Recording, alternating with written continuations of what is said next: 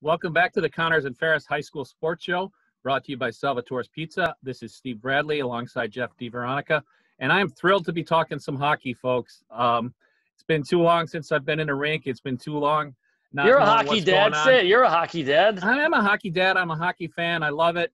And we've got Coach Brian Young of the Churchville-Chili Saints and two of his players, senior defenseman Cade Costanzo and senior forward Max Williams, joining us. Welcome, gentlemen. How are you?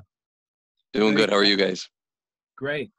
So, we're mid-December here. Usually we have 3 or 4 games under our belt. Unfortunately, that's not where we are.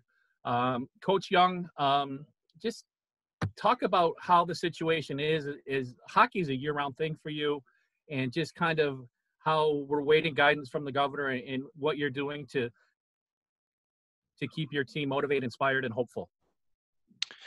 Yeah, like you said, we're definitely waiting on word from the governor. That's a big part of what we're doing right now as a section and then across the state.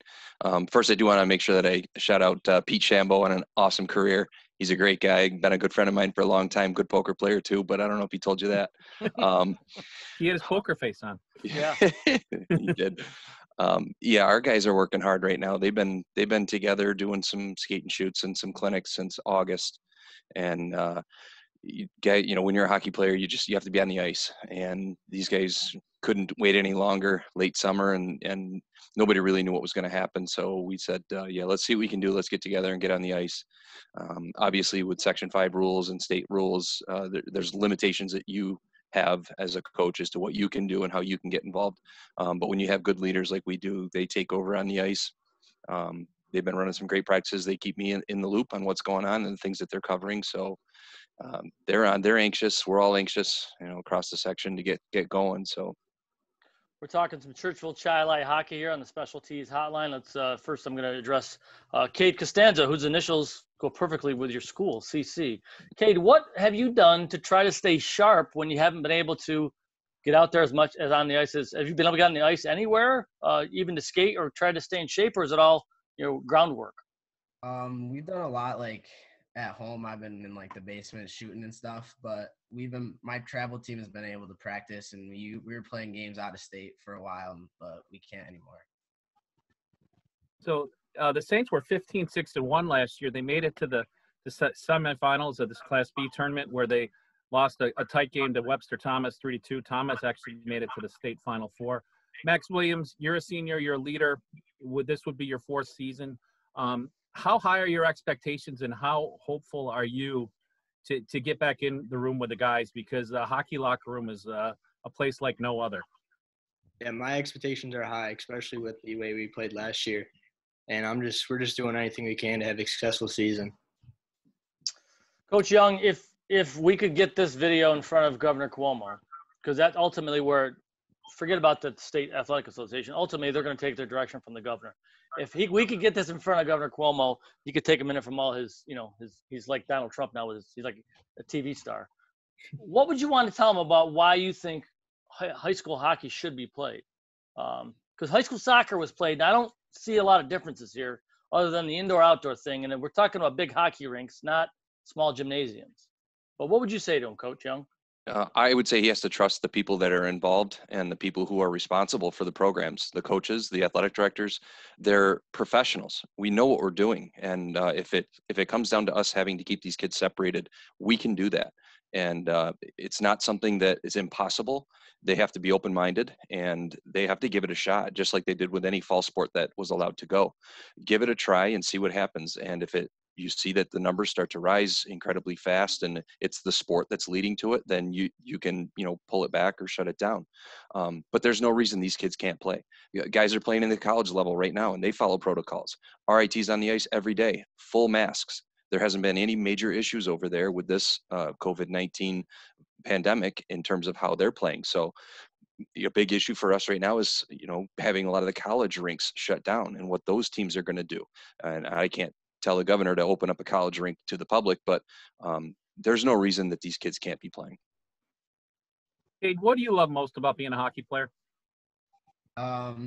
Just like for me, I like being out there with my friends. Like, we've been playing together, all these guys, we've been playing together since we were 5 years old now. And like, it's crazy to think that we might not be able to get our last year together. It's scary, really. Max, if they tell you got to play with a mask on underneath your helmet and your mask, could you do that? I'm willing to do anything as long as I can play. And I think that's an answer a lot of kids would say. Boy, take that from your lips to God's ears. Right. And Brian, you're the hockey coaches in Section 5 are a fraternity. And building off what Max said about the willingness of the players and I'm sure the booster clubs and everybody to do anything, what has been the conversation between your peers in terms of willingness and the extremes you'll go to just, to get these kids back where they love to be? It's anything, and everybody's on board. I've had a lot of conversations recently with Mike Ferrari. He's helping us at the section level as our section leader. Mike and I serve on the Section 5 hockey committee where we build the schedules. The schedule's done. We're ready to go. Dewey Weimer's been putting in a ton of time. Compliments to him over at Victor for doing all the work on this. We're ready to roll it out, and across the board here for us coaches, anything that needs to be done can get done. We can write protocols up. We can make sure that we're following the rules. Whatever we've talked about it, whatever needs to be done, we're ready to do. And that would just extend my message to Governor Cuomo. Interesting. Sounds perfect. Guys, is that the same feeling in the locker room? Max, you kind of said it before, but when you're a hockey player and you're a home dresser, you get to a certain age, kids might pick on you for that, but you guys would be willing to home dress, no locker rooms, no showers, anything, right? Yeah, for sure, as long as we can play. How has it been in school, Cade? Or let me ask Max. How does Churchville do it? You guys going 2 days a week for the secondary school, high school? How does that work? Yeah. 2 days are online and 2 days are in school. And is that working well for you? Yeah, it's not bad. And how much compared to last spring when you couldn't go to school at all? It's a lot better to have a routine and get out and stuff. So, how do you feel about that, Cade? Yeah, we're definitely more involved this year than when last spring we couldn't go on school. Like even when we're at home, we're joining Zooms every block, and it really hasn't changed too much, like compared to just being in school. Well, I think we're gonna have some sort of announcement. Just my hunch from when I hear from some people before the holiday. I think before Christmas we'll know if they're going to push you back a couple weeks or you're going to actually get on the ice and start practicing on January 4th. Just from me working in a school district now, I work for Western Irondequoit and hearing things that I think they might give you guys a shot. I think you guys deserve it. I think if soccer was able to play, I don't understand why hockey can't get out there. I feel the same way about hockey as I do about volleyball. I think volleyball got a raw deal in the fall and they should have been out there playing. I never understood why soccer was more low risk than volleyball, in my opinion. But I wish you guys the best of luck. I hope you guys get a season. I know we'd love to be talking about, we're in this little purgatory area. We're not talking about games anymore. We're talking about what could happen and what did happen. We want to be talking about what happened like last night. So, Steve, anything else for the Saints? Yeah, just Brian mentioned that the schedule's done. What could a Section 5 hockey season look like, Brian, if it starts on time on January 4th?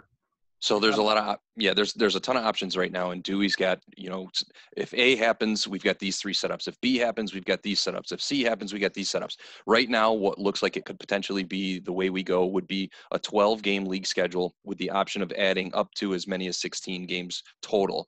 So you could have, 4 more games that you could choose to play. There's a lot of guys for instance, Churchville and Rush Henrietta, we have a barn burning tournament every year.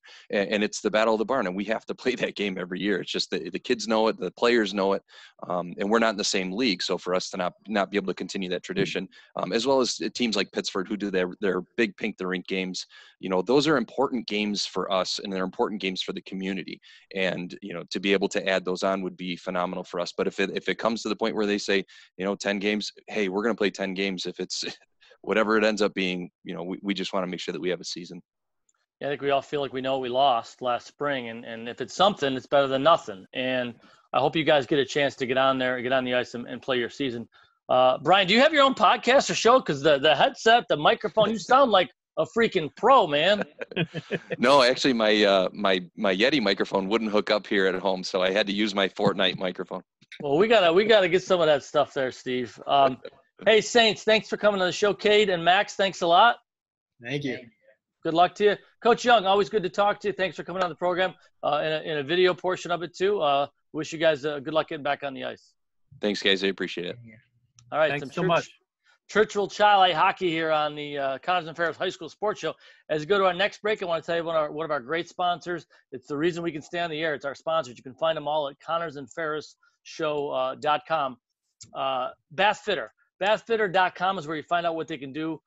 They can remake your bathroom in one day. There's a reason Rochester is one of the top 5 markets in volume around the country. It's because they do such great work. And we know it's a small town, Rochester. One guy tells another guy, tells his wife, tells her wife, tells their aunt, tells their grandparent, and all of a sudden it's wildfire. That's what happens with Bath Fitter. 617-0007, bathfitter.com. I don't talk about anybody on this show I don't trust. Check them out. You won't regret it. We'll take our last break, come back. You're listening to the Connors and Ferris High School Sports Show. We're brought to you by Salvatore's Pizza.